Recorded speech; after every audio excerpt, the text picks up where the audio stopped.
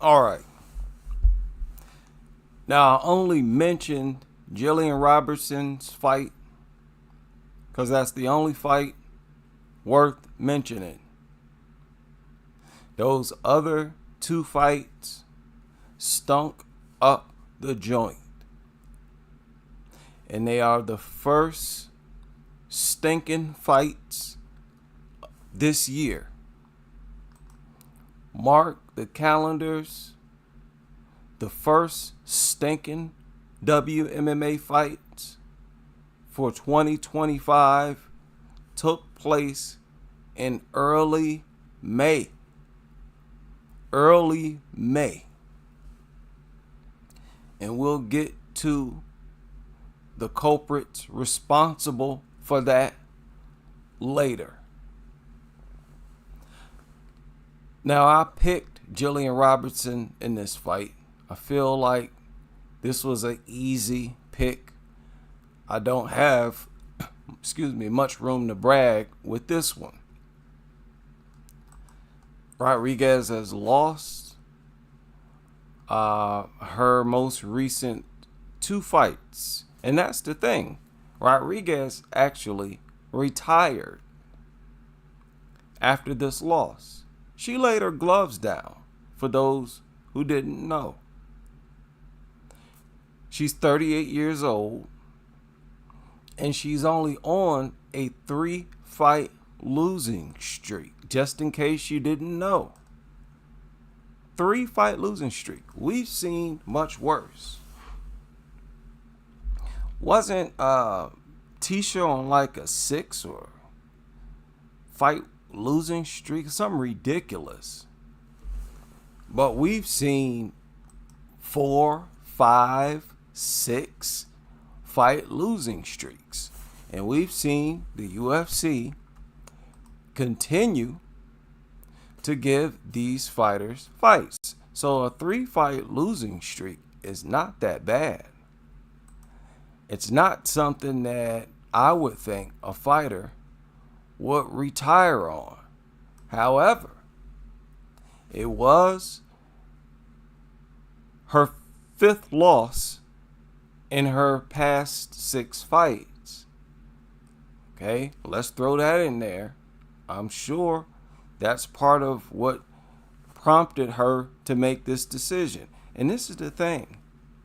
She retired based on her losing streak. Just like Molly McCann and just like several other of these fighters. That's the trend in WMMA.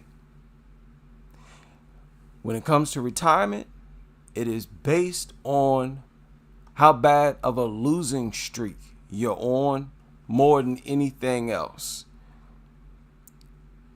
That's what it's looking like to me. Because let's be honest.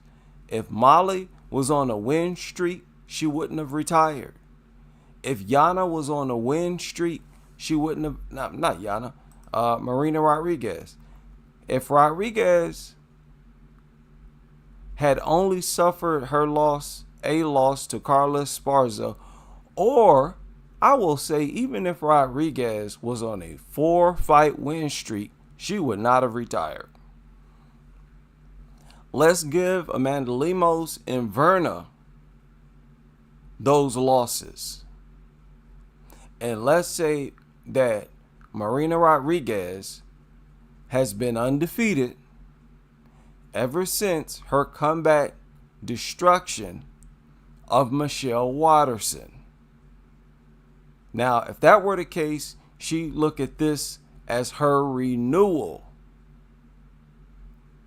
And her renewal came in blood. She sacrificed Michelle Waterson in that fight. That was a historic beating. It's actually difficult to find a worse beating in WMMA history than this fight. The fight that retired Michelle Waterson. Rodriguez, look at that. That was my new beginning. I beat Andrade, Lucindo. I just beat Gillian Robertson. I'm getting closer and closer to a title shot. Are you kidding? Rodriguez, her head would be on the moon if she had been on a 4-fight win streak. So these fighters are deciding to retire based on their losing streak. That's interesting. That's not interesting because boxers have always done the same thing as well. But that's always been something that happened at the tail end of fighters' careers, or, once they get up there in age, once they've had so many fights, they usually do end up losing a bunch of fights. But these girls are retiring at an early age. She was 38, Marina Rodriguez. That's the pattern. They're retiring before 40. 1 second here. I got to refresh my studio. Yeah, so this is a trend. Now, this fight was over in the second round, if I'm not mistaken, right? I picked Gillian Robertson. I knew that Rodriguez would not stop Gillian Robertson. But here's the thing about that fight. Gillian Robertson was winning the striking. She won the moments when they were on the feet. She was winning. She was more active than Rodriguez. Rodriguez being worried about the takedown sort of put a damper on her offense. And this fight is another example of Joanna in her career getting other girls destroyed. I said a while ago, Joanna's career, her legacy, largely is getting a whole bunch of other female strikers beaten up in MMA. They look at Joanna and they say, yep, I got good striking too. I'm a kickboxer. I'm a Muay Thai specialist. All I have to do is go in there and have good takedown defense. I don't need to learn how to grapple. I don't need to know how to do all that wrestling and jiu-jitsu. I just need to know how to defend takedowns and get back to my feet. Joanna did it. I'll do it too. No. These girls finding out the hard way that Joanna was gifted at doing that. She was gifted at doing that. Joanna may not have been a jiu-jitsu specialist, but she had jiu-jitsu legs and takedown defense and ability to get back to her feet. So Rodriguez, no doubt, had she never went into MMA, would be a champion in some type of striking. She need to go to 1 or something. Go to 1. If I'm not mistaken, don't they have Muay Thai bouts with these small MMA gloves? Maybe their gloves are a little bigger. But listen, man, I always believe that you're better off being dominant in a lower level organization than to be in the UFC getting beaten up over and over again. Obviously, most fighters don't agree with me on that one. And they insist on being an MMA fighter. Okay. She won't be the first. There's been several girls already. Tried MMA, found out it was too difficult, got up out of there. Look at Antonina. She didn't go back into a striking organization because that's where she came from. She's now a pilot and a mother. MMA beat her out of combat sports, period. Same with Rodriguez. Molly McCann too. Wasn't she a striker? Wasn't that her specialty? MMA has put a lot of strikers out of commission. And a big motivator and influencer is Joanna.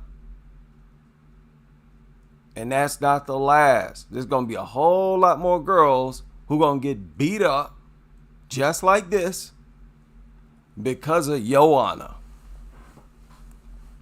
Because, man,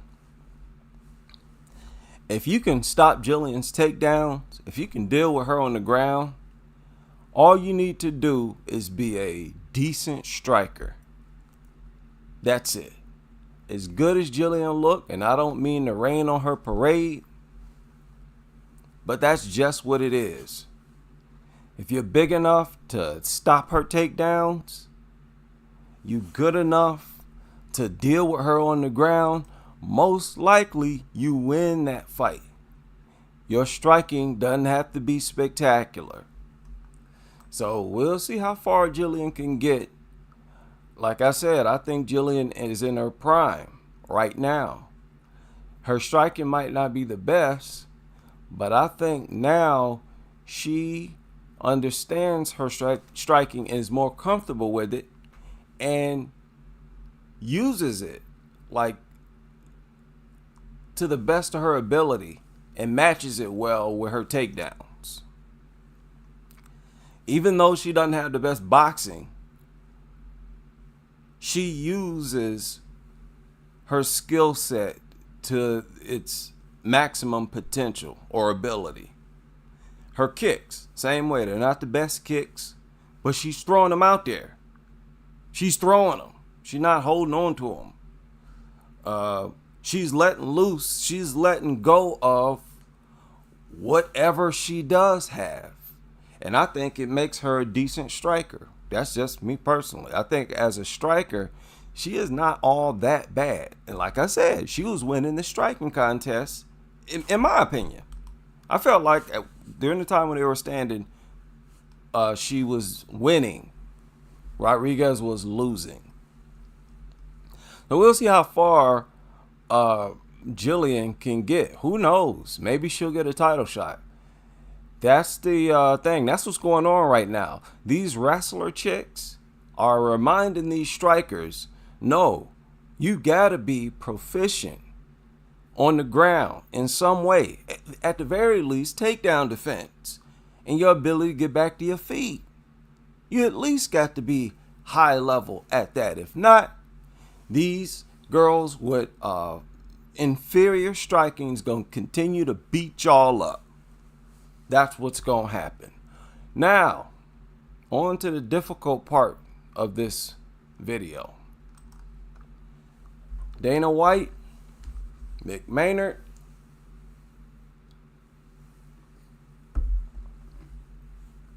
y'all got to get Juliana Miller up out of here. She got the gold, man. She actually won this fight. I want y'all to go back, watch this fight. That was one of the most unpleasant fights to watch that I ever watched.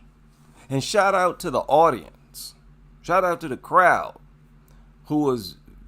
they were very in touch with the action, and they were not reluctant to boo. And Juliana Miller brought out the boos with her style. That Raggedy Ann and Andy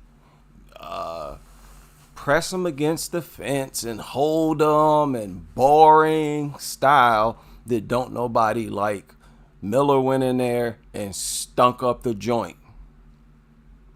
You stunk up the joint. You was fighting scared and just goofy. It was just horrible performance, and her opponent was not much better. Stinking fight. I was very disappointed. And the same for the other fight. First of all, that was a dirty move at the beginning from Misha. And aside from that, Yana Kunitskaya, this is not the first time I've been annoyed with her. What was she doing? Misha was right there to be stopped. And Yana, at one point, Misha was hurt, it looked like, from a jab. Looked like her knees buckled. And what did Yana do? Just danced away.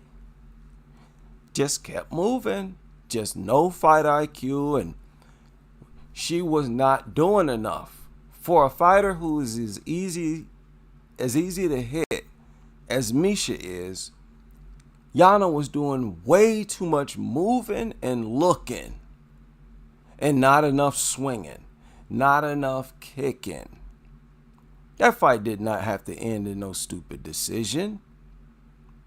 But my goodness, horrible. I thought that was a horrible fight from both fighters. Yana, mainly Yana. I'm putting most of the blame on Yana. Misha came out early, extremely aggressive, but as always, Misha took a few shots in the face and diminished fast to the point where, once again, she was a walking punching bag. But as easy as it was to hit her with punches and jabs, Yana wasn't throwing enough. Too much dancing, too much moving. What you moving for? Misha ain't have nothing to offer. In those moments when Yana decided to stand her ground and even come forward, you saw Misha did not press the issue. So you might as well go in, beat this girl up, get her out of here, stop her. Misha once again was ready to be taken out. It went to a decision, and that was a stinking fight. We don't need many more of these. We don't need any more of these fights like these. There are far too few female fights on these fight cards anyways. So when you are on the cards, y'all need to spaz out. You need to make, a statement. Stop with the dancing, the moving. Y'all got to put it all on the line. Y'all already at a disadvantage. Don't go in there and add fuel to your disadvantages. And I'll land my plane there.